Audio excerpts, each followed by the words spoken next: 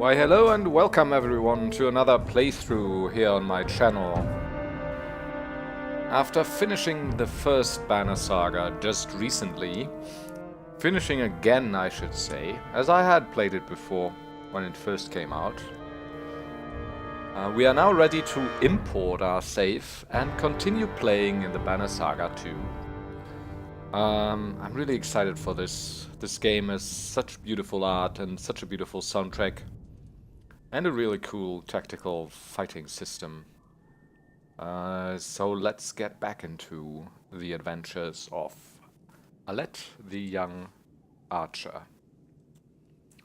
I guess we can watch the recap first though, right? Let's do that. When the sun stopped in the sky, life continued as normal. Then the stone-armored dredge reappeared, ancient foes from the far northern reaches, and the world was thrown into chaos. Giant Varl defenders were slaughtered, their strongholds destroyed.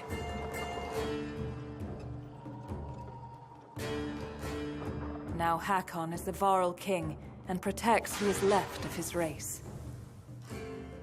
Rook, a humble hunter and father of Alette, found himself leading frightened clansmen towards safety.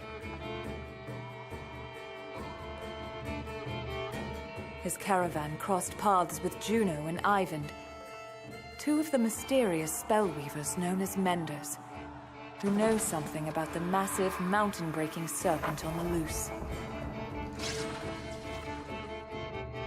In Boersgard, a town under the protection of the mercenary leader Boersgard, both Varl and human stood against a dredge general, the immortal Sunder, known as Bellower.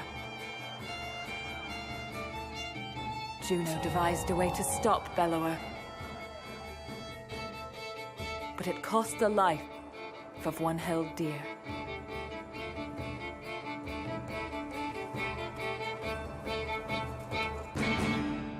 The saga continues. And in our case, the one held dear was Rook himself, who sacrificed himself for both his people and his daughter, who continues his legacy as leader of the clansmen and a sizable force of Varl.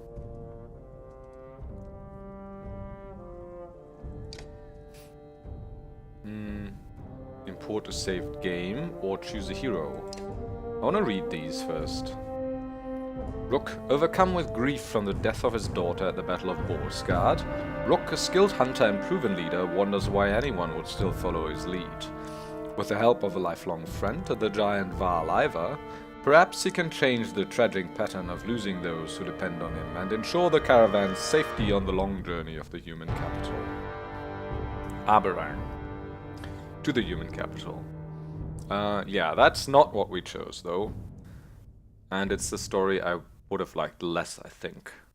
I mean, it makes his figure a really tragic one, right? Continuously losing those who entrust their lives and well-being to him. I think this is more of a hopeful story, even though it is tragic that Rook died. Since the tragic events in Boersgard, the families of the caravan looked to Alette, daughter of Rook, the former leader, to guide them. Though young, her compassion for others and ability with a bow have impressed all but the most stubborn clan leaders, calling on her personal resolve and lifetime friendships with the archer Oddlife and the massive Varl Ivar. Alette must continue her father's work of seeing the caravan to the safety of the distant capital city, Aberrang. That's what we'll do, and that's what we'll be, but with an imported save.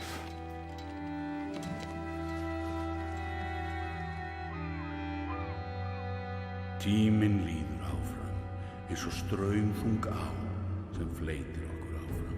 Time continues washing over us, moment after moment, like waves on a coast. Some more fierce, more violent than others. So few of my kind, the giant war, remain alive. Even so, I find myself wondering if humans, while able to bear children, suffer more for the loss of loved ones. Several weeks have passed since we slew the Sundren known as Bellower, but the chaos of the world did not wither as we hoped. The world is breaking. We sail aboard hastily crafted ships for the safety of Arberain, the human capital.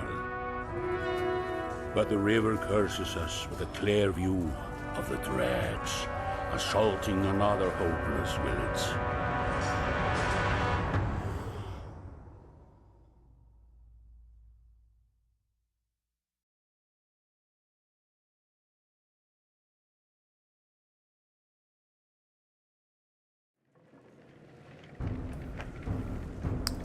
Alright, so I guess we are defending that hopeless village, aren't we?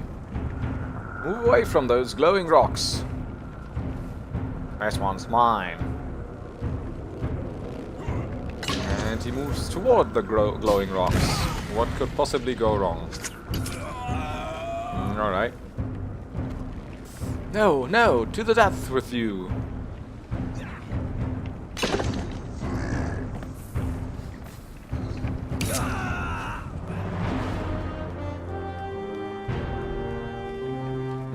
Already this art. I love it. So detailed. We'll handle the rest. Pull back. And that's my thanks, strangers. Better to let him keep fighting. And that's Alette, of course, and Ivar and Hakon. Let's have a look at this gorgeous art, though. And you can zoom in, of course. A couple of dead dredge here, dead villagers. Dead Val, actually, too, it looks like. There's more fighting in the background. Oh, I think this is actually quite a bit more layered than the art was in Saga 1. Also, dredged children, do you see that? Why did they bring their children to a fight? Interesting details. This is the boat we arrived on, I presume. With a couple more of our warriors and a couple of goats. But yeah, I guess we're bringing all that with us, right? Right, let's look at the tutorials. Drag around the screen to see your surroundings. Did that, yeah. Click the check mark. Okay. These portraits show the order of initiative. Yeah, we know that from the last game. Taking turns from left to right. It's your turn to act. Movement happens before action. This ring shows that Ivar is active.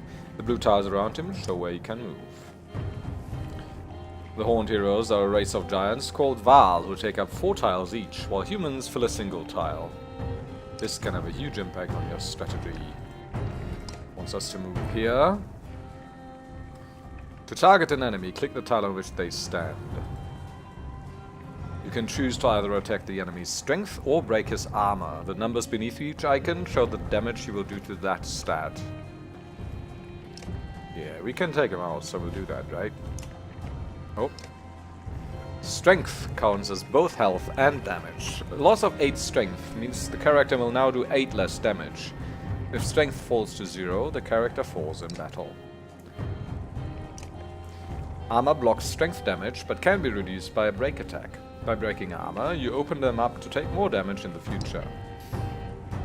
This enemy only has 7 strength remaining. A strength attack will kill it. Click the red fist icon now to attack his strength. Then confirm your choice.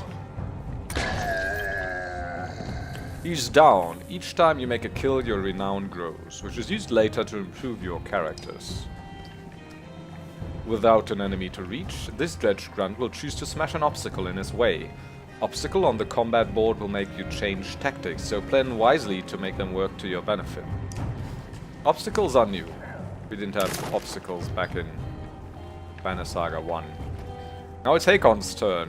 He appears to be out of range of these enemies, but all heroes can use willpower to boost their actions. By clicking the gold tiles, the hero can move further than usual, at the cost of 1 willpower for each step that includes a gold tile. Red pulsing tiles beneath your enemy show how close you'll have to be to get in range. Move Hakon into attack range now. Clicking your hero's tile at any time will also bring up all of his combat options, including move, ability, attack, and end turn. Standard attacks only affect a single enemy, but Hakon has a special ability that gives him a unique advantage. Click Hakon's purple ability icon to access his ability now, Sundering Impact. The ability description appears in the tooltips below. Hakon's Sundering Impact allows him to hit so hard that multiple adjacent tiles take damage on every hit.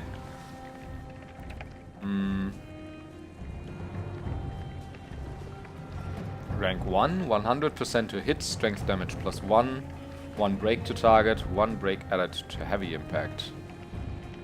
Added strength and armor damage to target and adjacent enemies.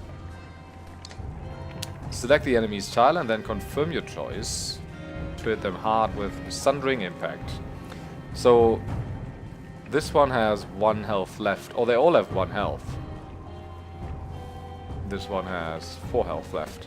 So I do have 18 strength, so minus his 4 armor, I'll do 14 damage to him.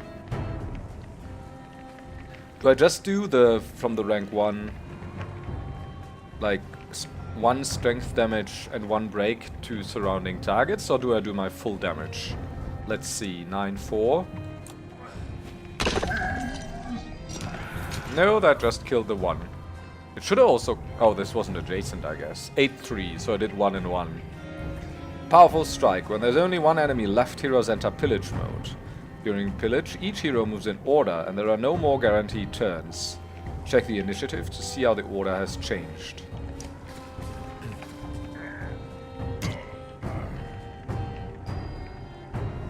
If a character does not move on his turn, he can rest to regain 1 willpower. Alette will rest his turn. Looks like the Dredge is in some trouble. Alette won't be able to finish the job with a normal attack, but willpower can be used to boost for damage. He's got 9 strength, he's got 8 armor. So we'll do 1 damage, so we need to add 2, I think. 8-3.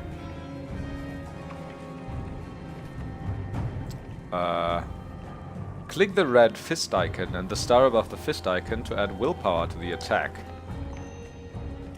The number of stars available each turn are determined by your exertion stat. You'll see the damage number go up as you add willpower. Click a star and then the check mark to kill this enemy.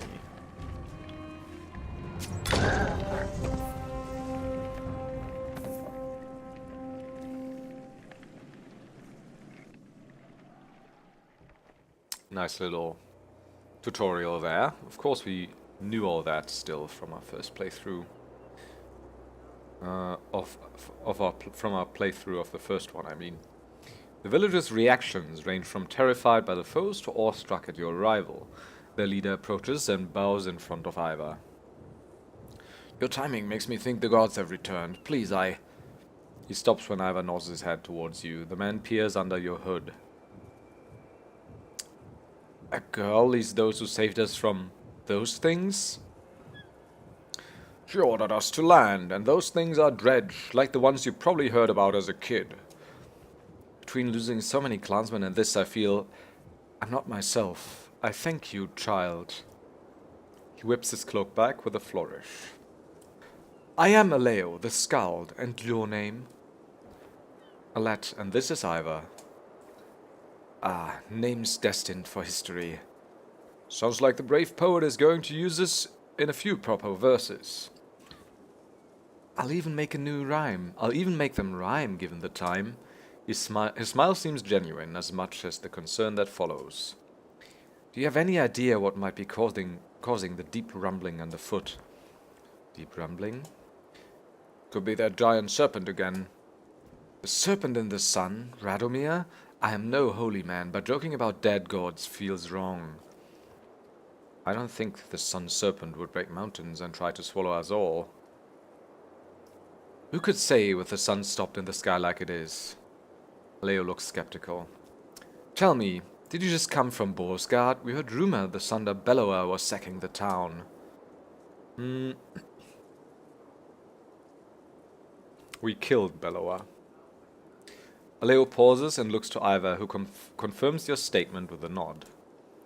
History indeed. Sunderslayer, here among us. Depths. There are so many questions to ask.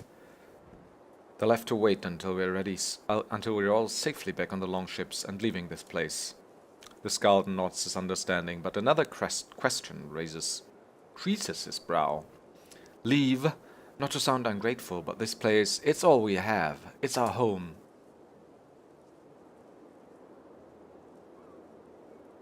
I felt the same when Skoga was overrun. Except we had the sense to leave while we were still able.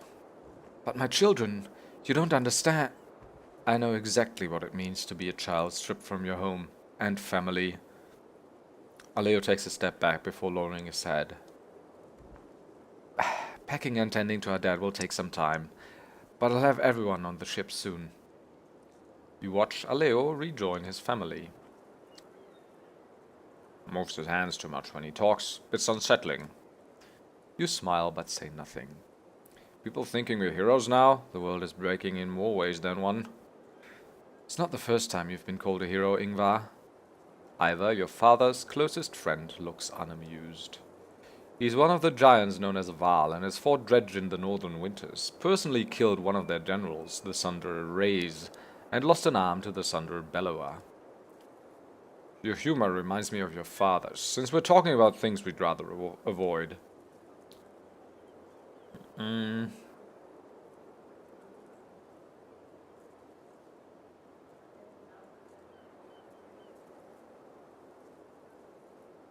So we can straight up avoid the topic.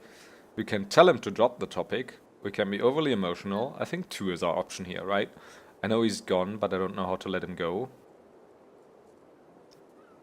No doubt Oddlife could help more with that than a fatherless, loveless Var like me. You look up to see Ivar staring off in the distance. Rook was the closest thing I had to a friend. Wish I could have done more to protect him. You suddenly hear the centuries of life in Ivar's voice and imagine all he has seen. Ivar, I'm not sure you do let go. You just keep going.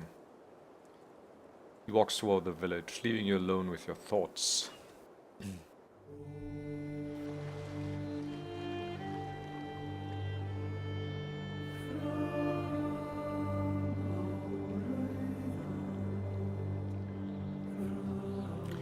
The Banner Saga 2.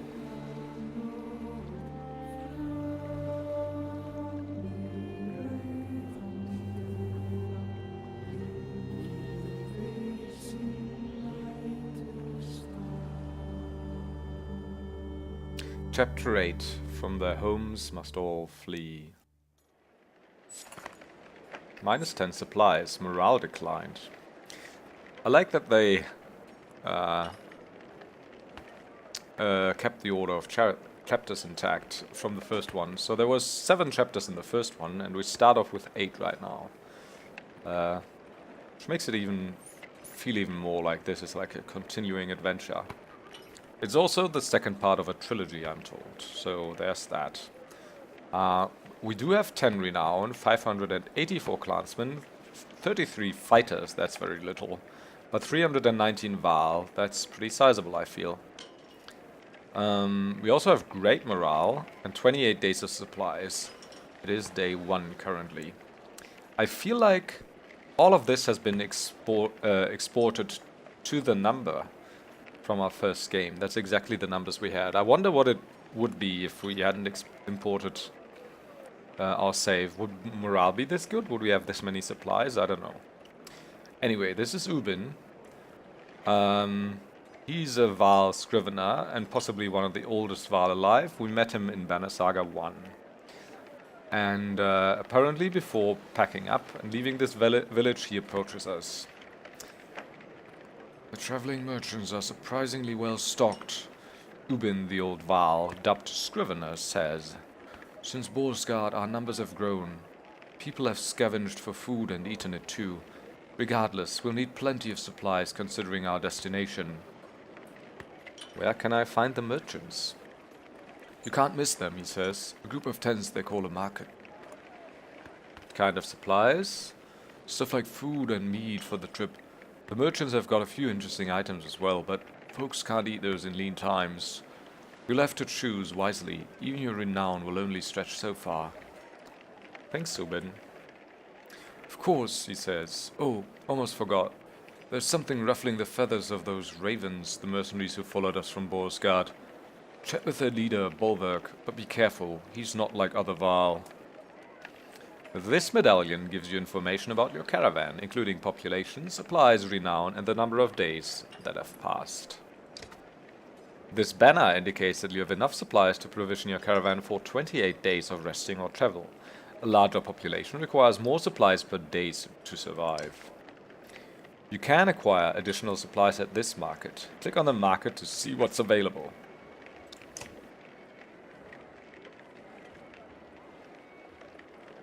These are the supplies the merchant has available. It will give you 5 per renown, and you need 10 supplies per day to survive. It's a neat and clean number. This shows what you have. Your 281 supplies will last for 28 days.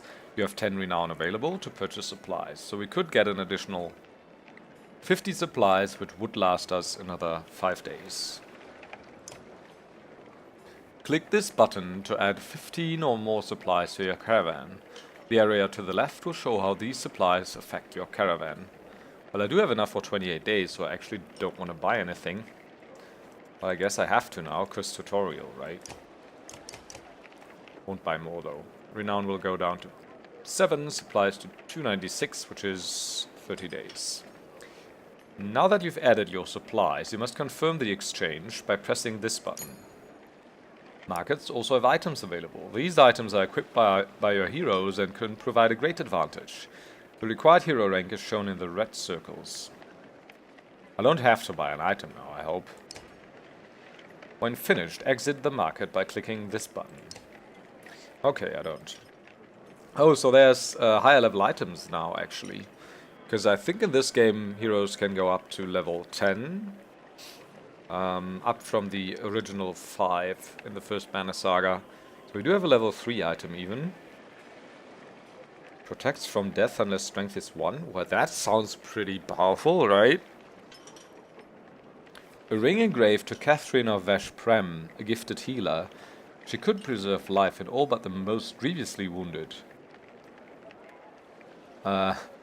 Is that like a Becca name or something? From the Kickstarter.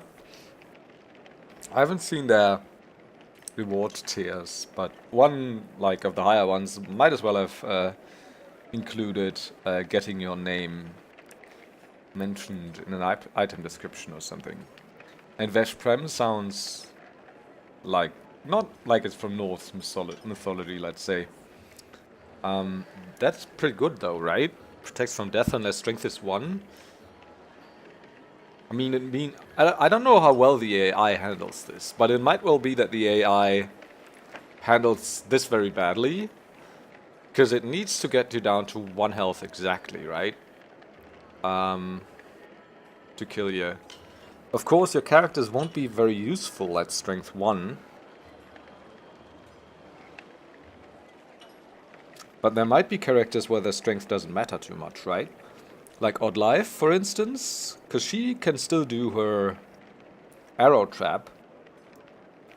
Also, like characters like Hogan and Mogan. I mean, we haven't been using them much last time around, but they could still use their bloody flail and do damage like that no matter what.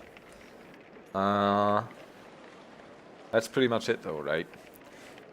Vani's Vision. Realign your actions with your ambitions by wearing this small bronze necklace.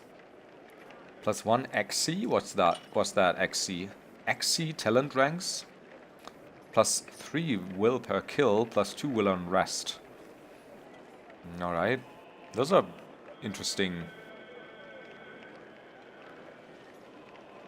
Exertion. Oh. Is XC, I suppose. The Wolf Umber Root, plus 2 strength talent ranks, plus 3 strength attack. What does strength attack mean? So it doesn't raise your strength stat as a whole, but just increases your attack, I guess, but not your health. Hilder's Bangle. Serpentine Declaration, which kept its original owner alive far too long. 20% divert armor attacks. 10% dodge strength attacks. What's the difference between divert and dodge? 1 strength resist. What's resist? I guess that's similar to armor then, right? Just reduces every strength attack against you by 1. And plus 1 armor. God.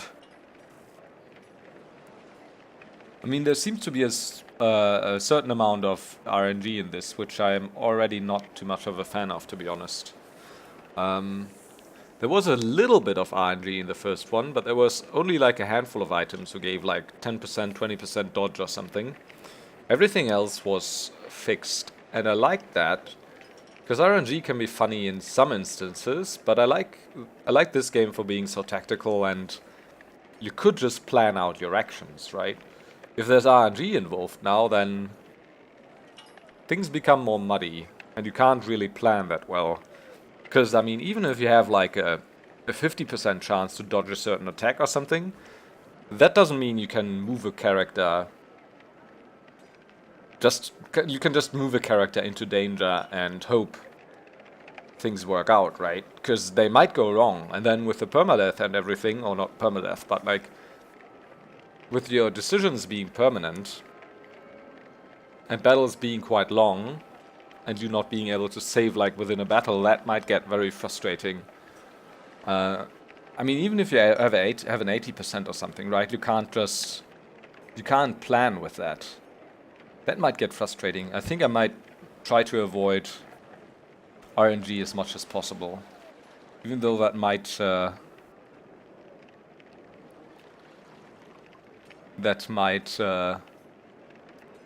on average weaken my on average results even weaken my strength.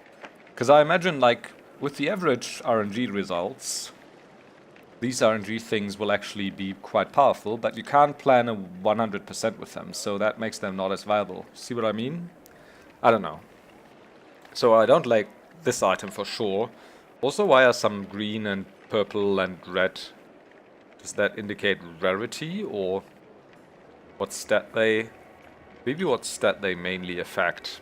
That's a level 10 item, holy crap. Plus 3 to all talent ranks. Plus 1 strength attack, plus 1 break. Little is known about this ancient piece of riding equipment, but it was found amidst the wreckage of a raised horse-borne camp. Gold bridle. I mean, we only have 7 renown anyways. I think this is such a specific thing. Affects on death unless strength is 1. And I might be wasting a couple of renown here, but we do have enough provisions, so I think I'll do that. And just try it out, see how it goes. Oh, we can't access our heroes yet though. Okay. Yeah, morale's great. Rest.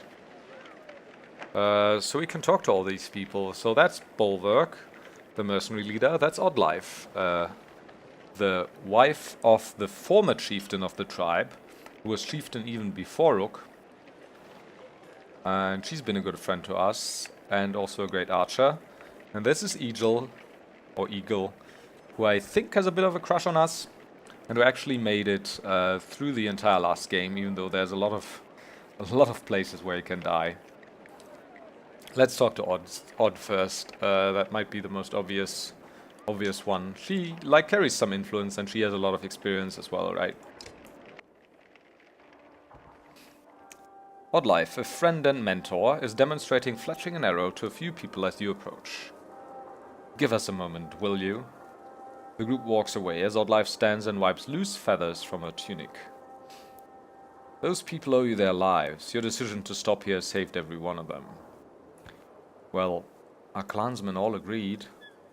Don't be naive. Saving people is what you do, what your father did. Those under this banner agreed because they follow you.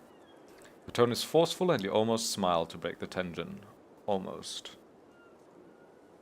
Alette, they respected Rook and that respect has passed to you. But give them any reason to doubt you and it'll vanish. Alright, Odd, I get it. Don't really know what I'm doing. Then I won't give them any reason to doubt me. She stares at you for a drawn-out moment before nodding. Her demeanor softens. I wanted to discuss the clansmen. They're good at scavenging for food, and the more we have, the more food they'll find. Training some of them to fight will help keeping the others safe, but it takes time and I'm not sure we have much of that to spare. As our leader, you're expected to decide how many fight and how many look for food. I'll keep that in mind. Thanks, Odd.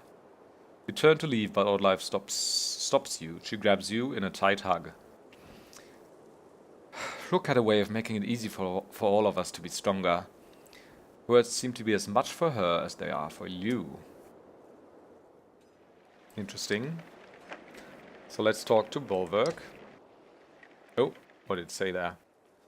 Oh, that's Juno, actually. The mender who devised the plan to make the arrow and kill Bellower.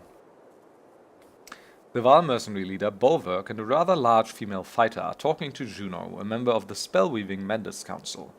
Boersgard looks annoyed, nothing unusual. Juno, there's no haggling on this. You already accepted the offer in Boersgard. Get this one to do it. Get me to do what? If Juno is surprised by your presence, it doesn't show. She continues to stare straight at the Val. Alette is seeing to the survival of this caravan, something I doubt you care to do. She's a little small for such a big role, isn't she? Well, she has a derpy face. Folka. Okay. And you're big for your small role. Oh, snap! The woman looks wounded for a brief moment before readying an insult. Oh, I didn't want to wound her. I thought she was one to enjoy the banter. Well, she insulted me. We couldn't just let that slide. This will help nothing. What we were discussing is private. A look at Boersgard says she expects him to keep it private. Ivan needs my help with healing the wounded, but we should leave soon. See Hakon at the dock when you're ready. Juno leaves without another word. Fan Valka. One of these days, Claw and Fang will get thirsty for Spellweaver blood. Claw and Fang? His axes. The large axe heads are polished, the blade sharp, and the cheeks scarred from plenty of use. But it's the grey handles that stand out.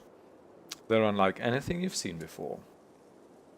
So, you're leading this rebel now? Only to Aberrang, then it's King Meinolf's job. Like he's got the answer to any of this. He'd royally piss himself if he ever saw Dredge. The pig-tailed fighter laughs. What's your name? I'm Folka, a shield maiden in charge of keeping the ravens alive. Boersgard gives her a stern look, but she doesn't back down. I already know who you are, chieftain. I'm not the chieftain? Well, I am, I guess. Let's not make ourselves smaller than we are.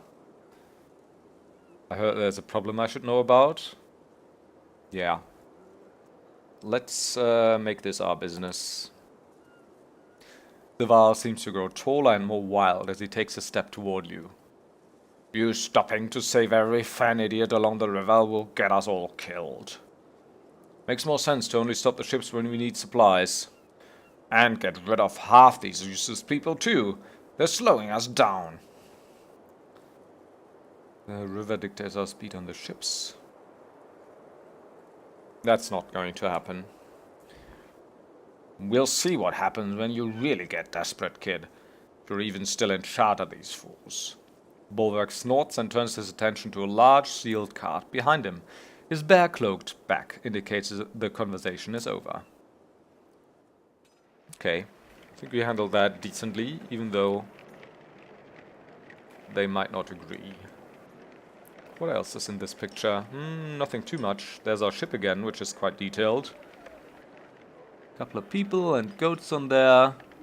People chilling out. We can leave. But we'll talk to Egil first. You find Egil, or Jill, engaged in a conversation with Prince Ludin and wait to approach. Oh god, Ludin. I figured it wouldn't hurt to ask. I don't know there were rules on how to ask. But now you do. My father clearly needs to enforce customs across the backlands of this kingdom. Oh, out here where we earn our name for ourselves instead of being born with a title? Ludin, surprised by the comment, sees you standing nearby. He straightens his posture. Your words are getting the better of you. I'll attempt to forget what you've just said. The prince nods to you and walks away. What was all that about? Jill looks shocked to see you. Nothing. Just becoming a Kingsguard requires more than skill. You need a name. Kingsguard? You're looking forward to Aberrang, aren't you? Just thinking about the future, you know. He suddenly looks concerned. Alette, listen, I'm sorry for not fighting by you during the attack. You don't need... No, I do. I promise your father I'd always protect you. Then why weren't you by my side? I don't need protecting, but I could use a friend. You'll have more chances to keep your promise. Things happen fast, so I didn't even notice. So 2 or 3, I think. I think 3. Egil's eyes widen and he stands a bit taller. Okay, right then. Good. You smile at him before walking away.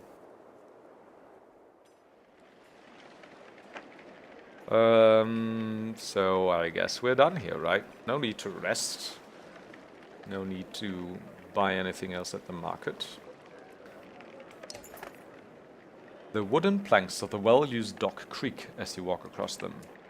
Hakon, a warrior recently acknowledged as king of the Vaal, paces on the dock.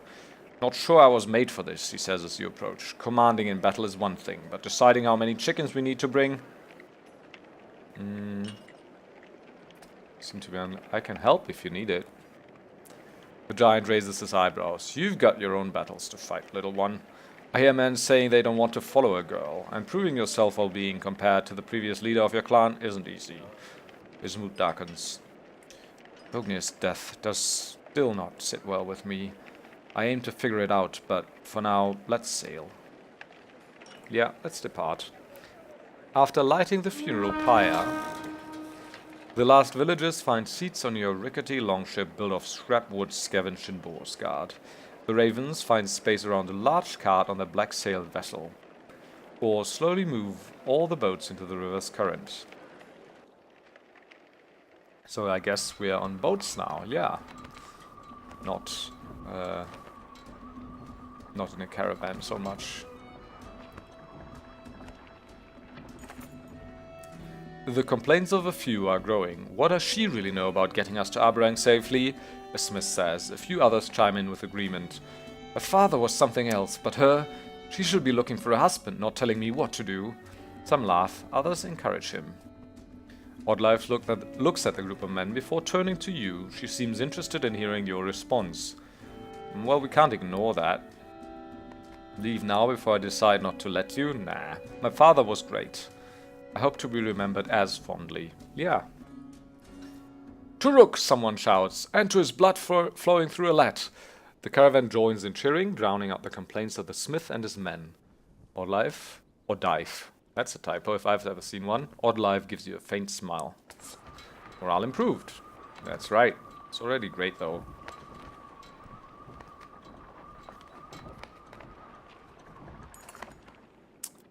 Aleo looks ill. At least it's not the brackish sea, he whispers to himself as he steps around rowers and baggage to speak with you. I'm not sure we're all built for aquatic voyages, he says, and I hear Aberrang is quite a distance away. My people could use a few hours rest on solid ground. The hopeful looks from others sway you, and you signal for the ships to make land. Would you mind telling me why the capital is our destination, Aleo asks. The Menders can protect us. It's the furthest place from the dredge. Just is, now help row. I'd say the walls. I mean, we read about Aberrang before, right? And it does have pretty marvelous walls. Oh, of course. The growing walls should certainly keep a dredge army at bay, shouldn't they? You say nothing. Dredge, Aleo says, almost in awe. Man and Val's storied foe from oh so ever long ago. But they're real and here. How have they made it so far south? His glance at the Val is met with both anger and shame. The longship rocks gently, and the Skal grabs a rope to steady himself. If only we had the fabled horses to ride upon, we outpace the dredge and be on sound footing. His dramatized misery is almost as amusing as his thanks when he steps back onto land. So I guess we're making camp for the first time.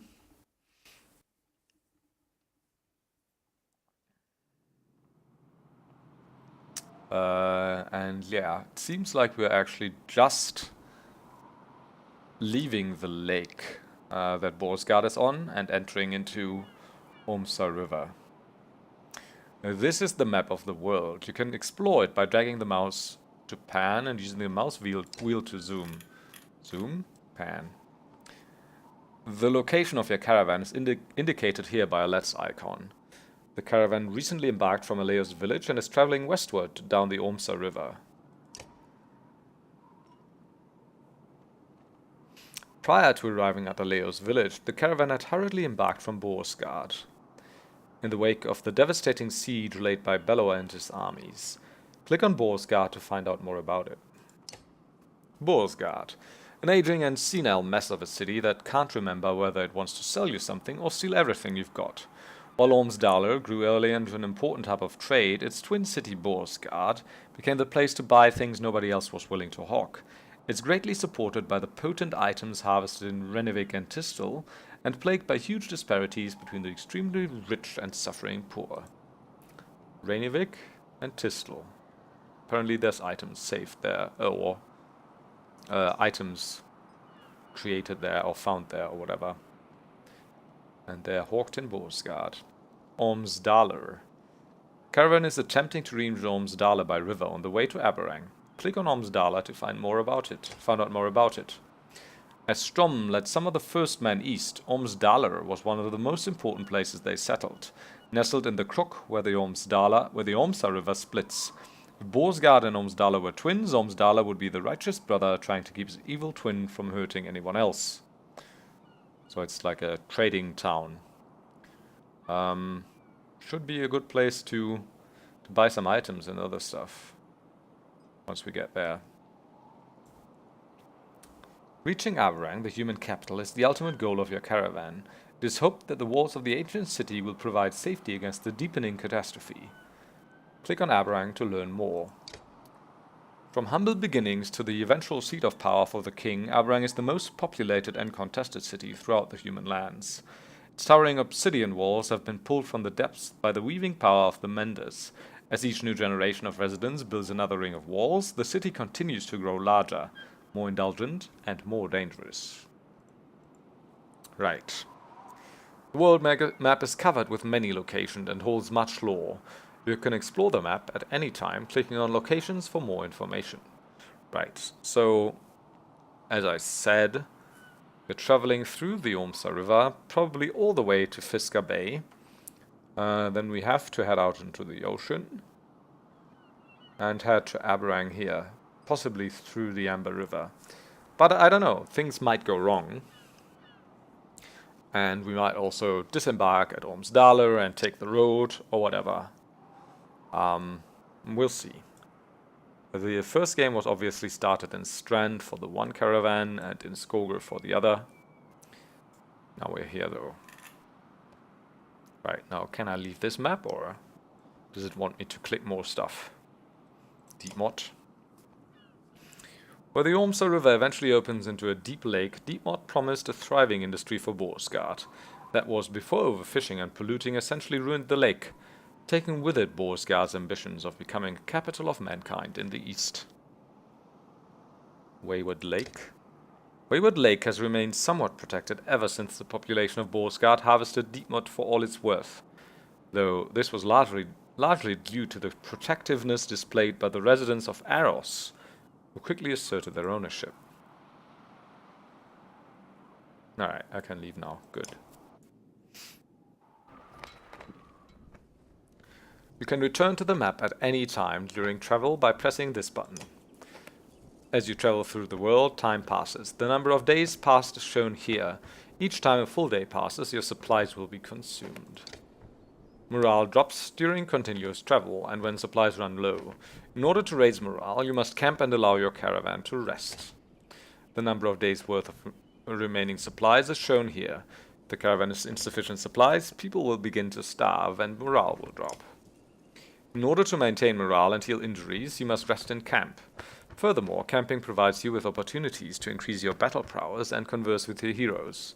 Click here to camp. Yeah, we said we'd be making camp.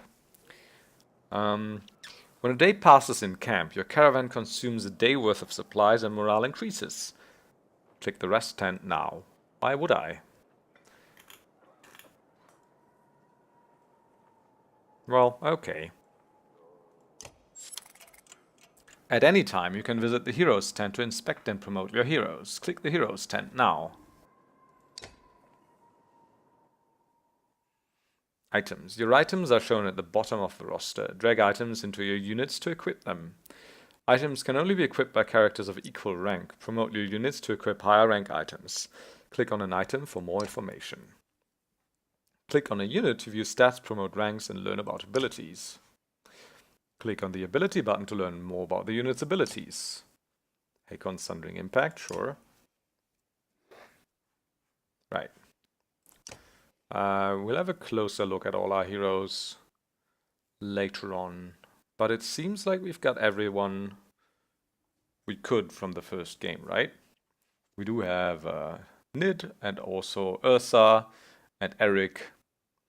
Eagles there, the Hogan and Mogan brothers, Moga, Gris, Ivar, Bersi, Gunolf, Krummer, and of course Ludin and Leo. Who's Trygvi though? Don't know about him. I guess we can talk to him though. When you're ready to leave camp, you can do so by clicking leave. I'm not ready though. Let's talk to him. A strangely familiar man with a spear and tattoos beckons to you. His movements are somewhat odd, almost comical. You wouldn't be confused by Trygvi's presence if you'd supported this journey long ago. What? You wouldn't be confused by Trygvi's presence if you supported this journey long ago? What? Exactly. The man's eyes glaze over for a moment before clearing. He now acts like your old friends. It's hard to push a spear through a tree, easier to turn the tree into another spear.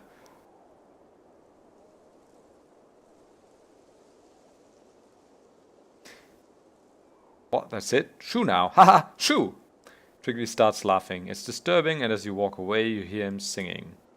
Yellow and blue will lie to you, lie to you, lie to you. What a weird guy.